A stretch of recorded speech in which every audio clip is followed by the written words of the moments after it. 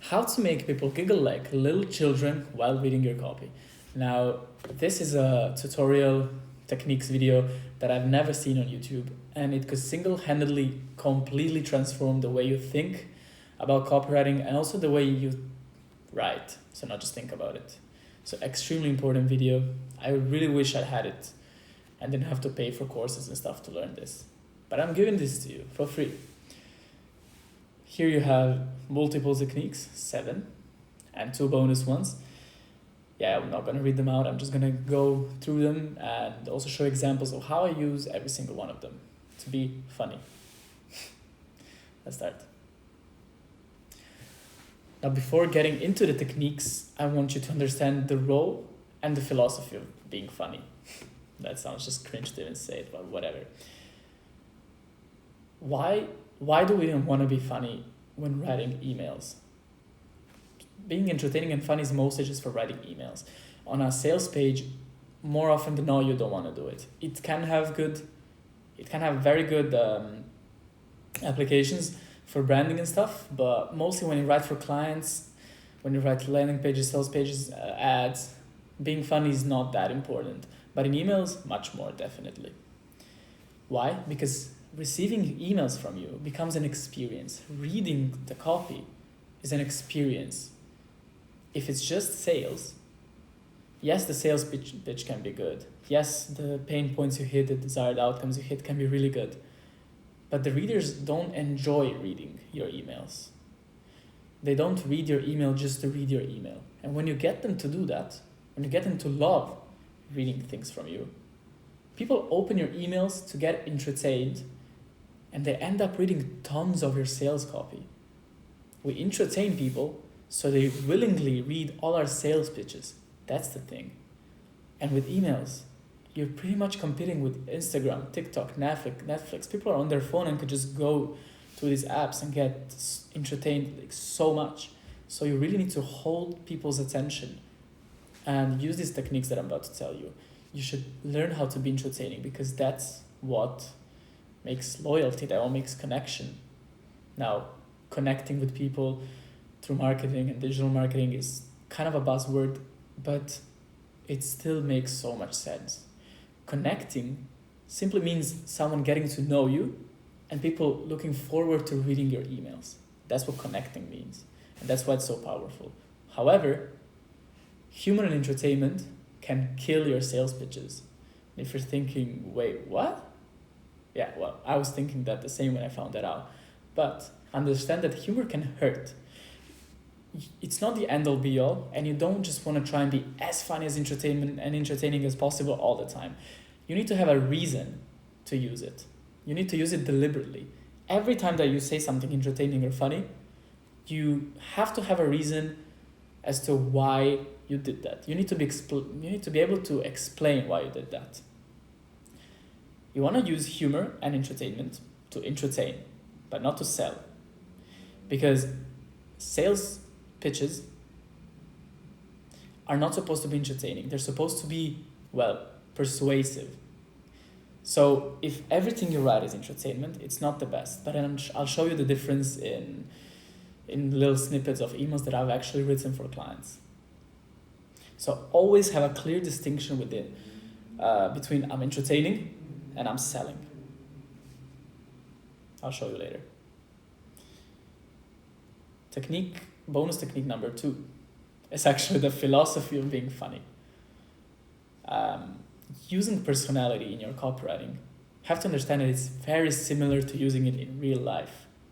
You probably either have or had friends who don't find you funny. Or if that's just me, you had people who at least don't find you funny. On the other hand, you have people who find you hilarious. Hilarious. Whatever you say, it's funny for these people. And that's the same way in copywriting and in marketing. Some people are gonna fucking hate what you say. For example, some people here that are gonna read my copy, my emails, and think, what the fuck, who finds this entertaining? But I don't care. I truly don't care, because my clients find it good and their readers find it entertaining and funny, and they read those emails. That's the point. doesn't matter who thinks it's unfunny. The only thing that matters is that the right people find what you write funny and entertainment. Now, another point that I want to make is that your personality can come through when there's nothing blocking it. If you could briefly imagine yourself being in a social situation or at a party and you feel tense, you don't feel free, then those moments are probably the ones where you stumble upon your words, when you don't know what to say, when your jokes just don't land. Now, this tenseness can come through limiting beliefs, lack of skill, anxiousness. And so in real life, when you have these things, now you're not able to truly express yourself. That's why you're very funny with your closest friends, but maybe with random people you might have no idea what to say. Well, it's the same in copywriting. If you have limiting beliefs, or if you don't know how to be entertaining, if you're anxious about it, you on your keyboard will not be as able as if there was nothing blocking it, if you understand me. Now, I just touched upon it previously, but you need to be funny to the right people. So it's not all humor is going to be the same in every single market, for every single client that you write. It's not the same. You need to investigate the market and understand what they find funny, what your clients find funny. If you have no guidelines, write what you find funny. Doesn't matter what other people think. And also, you can always use what you find funny in all sorts of markets. However, just make sure to, let's say, tailor it to the right market and audience. And just the last point is just put yourself out there. Oh my God, what am I doing? Yeah, put yourself out there. Kind of like I'm doing now. I kind of don't care if many people won't find it funny. I just want to put myself out there, delete my limiting beliefs about what I can and cannot do. I want to get more skill. I want to lose anxiousness. And that's also part of why I'm making this video. But also by writing and by having the courage to make a joke and risk that my clients will look at it and be like, what the fuck is this? It has happened, and who cares? I edited it, I removed it, it's fine, it's not the end of the world. Just putting yourself out there will make you more entertaining and more funny by default, because you're gonna lose the anxiousness, the limiting beliefs. Okay, enough life coaching, let's get to the techniques. Technique number 1, I call it comedic interruptions. Let's see how I do it. Now that you know how to get a much lower interest rate than today's astronomical lower interest rates, where, how, what? You burst into the room shouting, practically knocking down the door. That's comedic interruptions, when the reader or something interrupts what you're saying. What I could have said here is, now that you know how to get a much lower interest rate than today's astronomical average of 7.5%, you're currently ahead of the game and you should know that, and most people don't know about these hidden tricks. That would still be sales copy, that would be okay. But adding this entertaining element is what makes people want to read this email. It's what hooks people. So these are comedic interruptions. When you interrupt what you're doing or what you're saying with either someone's thought or someone's action, and you kind of exaggerate it in a funny way. That adds entertainment. Number 2 and 3 with one email. Crazy. Contrasts and painting the picture. First, let me show you the contrasts. Basically, the couple was happy to finalize their contract and finally start building their new house when they got handed a thick stack of papers. These papers were documents filled with complex legal terms like arbitration clauses, liquidated damages, and builder's lien. As they read the documents, they felt anxious, nervous, overwhelmed, and what language is this emotion? But thankfully, a reassuring voice told them, this is just standard procedure, nothing to worry about. Just sign here, and here, and here, and here, and here. See, this is contrast. Because the emotion that was building up in almost every single line was confusion, anxiousness, what is happening in complex terms, and then I gave a contrast from the builder. This is just don't worry, it's just sign here and here, and this adds an element of entertainment and humor. It's contrasting. Second thing that you can pick up from this part of this email is how I paint the picture of the complexity and of how simple the builder tries to make it seem. So I could have said that the couple just did not understand all these legal terms, and then they were overwhelmed. I could have said that in 2 lines, but I painted the picture. I said that there were complex legal terms like arbitration clauses, liquidated damages, builder's lien. They felt anxious, nervous, overwhelmed. You can almost imagine the couple just having this stack of papers and being like, what the fuck? And then I didn't just say, but a reassuring voice told them that everything's fine.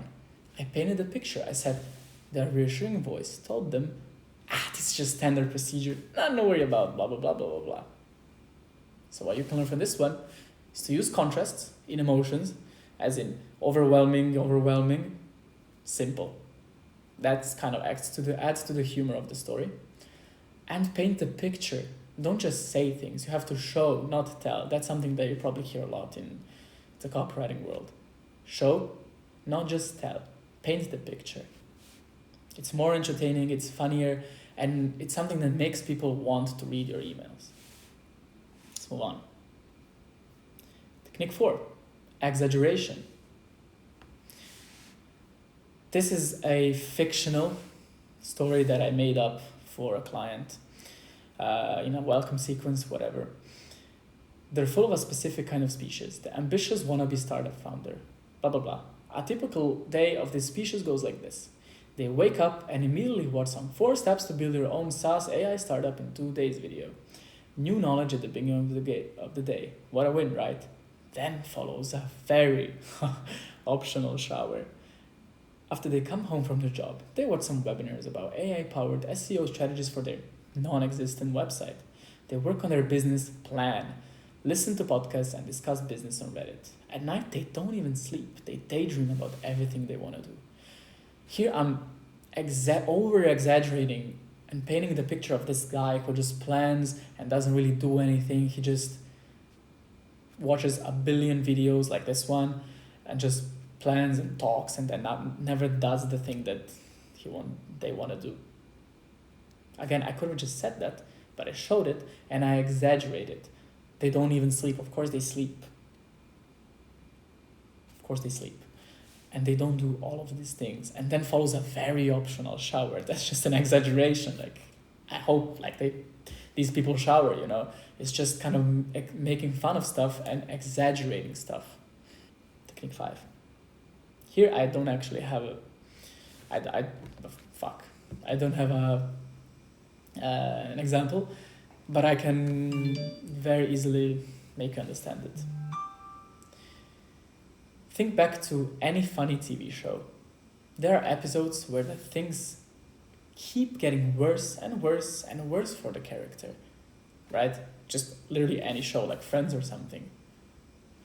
And then just when you thought it couldn't get any worse, again, it does. And then in the TV show, you would have the soundtrack of ha ha ha ha, and then it would be funny, right? I'm pretty sure you can picture this, like you've seen this a billion times. I don't have any examples, but just writing like that obviously adds an element of humor and entertainment.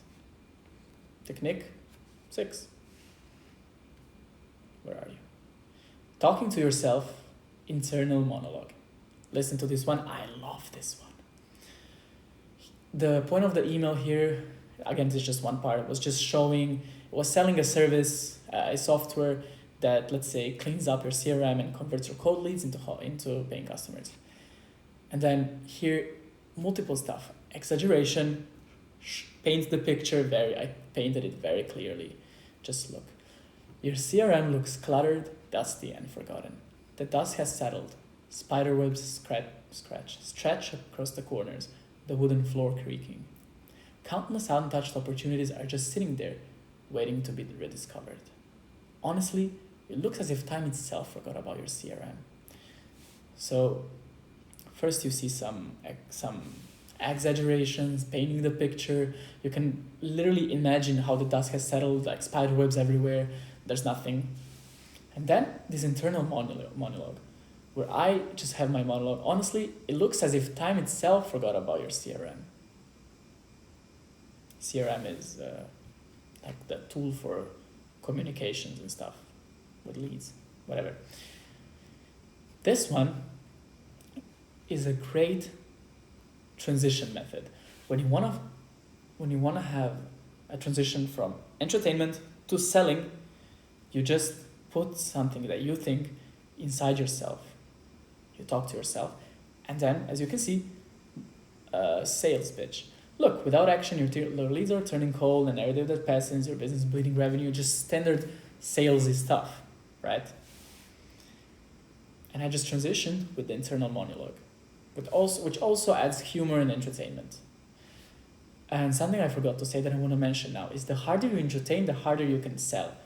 I entertained for the whole email, and then here I was like, okay, fuck it, let's just sell. And then the selling is also more effective because you have more trust, you have more everything, and then you have entertainment. Then you can be more aggressive with the selling, which I've did here. Now, all of these are storytelling tactics, but you don't have to be telling stories to use them. You can still use them in the most classic problem-agitated solution framework. Because when you write for clients, often you're not gonna have stories, right? You're gonna have sales angles and problems. They're gonna agitate, they're gonna show the solution and the product from the client or your own business. So you still want to make those entertaining. It's not just stories that can entertain. Other stuff, like PAS frameworks, can entertain too. So now that you know how to be funny, I hope you can be a bit funnier.